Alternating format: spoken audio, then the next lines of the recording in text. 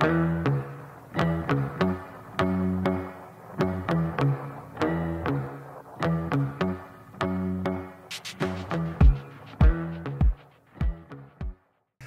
Claudio, depuis quelque temps, tu es responsable du service des vocations du diocèse de Monaco.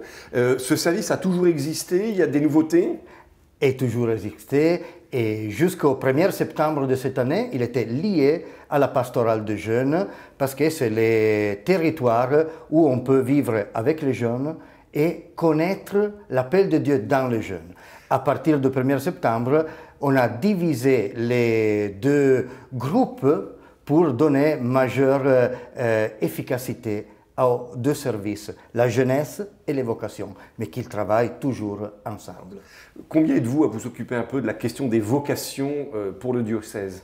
Pour le moment, c'est une petite équipe, mais c'est une équipe formée par Sor Hilaria, un couple et moi-même.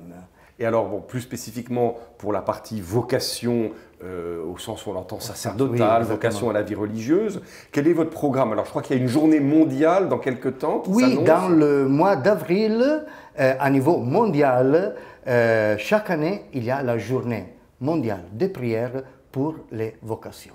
Parce que c'est la nourriture pour donner la force à l'écoute de la voix du Seigneur dans le cœur des jeunes. Donc en attendant cet événement du mois d'avril, qu'est-ce que vous proposez un peu concrètement pour des jeunes qui se posent la question de la vocation?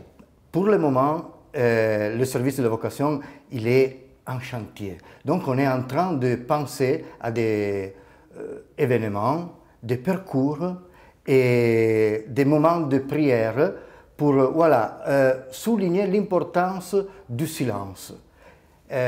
On peut dire que cette année, il est consacré à l'écoute du silence, parce que Dieu il nous parle dans le silence et dans la prière. Donc, mettre un peu en route une école de prière pour donner la possibilité à beaucoup de gens d'être plus proches à la voix du Seigneur, qu'il s'exprime dans le silence. Et surtout avec, je peux dire, 3 A.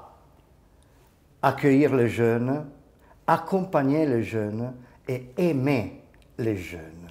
Les 3 A qui sont le commencement de ce chemin du service de vocation ici à Monaco. Alors justement, si un jeune de Monaco, un garçon, une fille, ou des proches de ce garçon, de cette fille, se posent la question de la vocation, comment est-ce qu'ils peuvent prendre contact avec vous?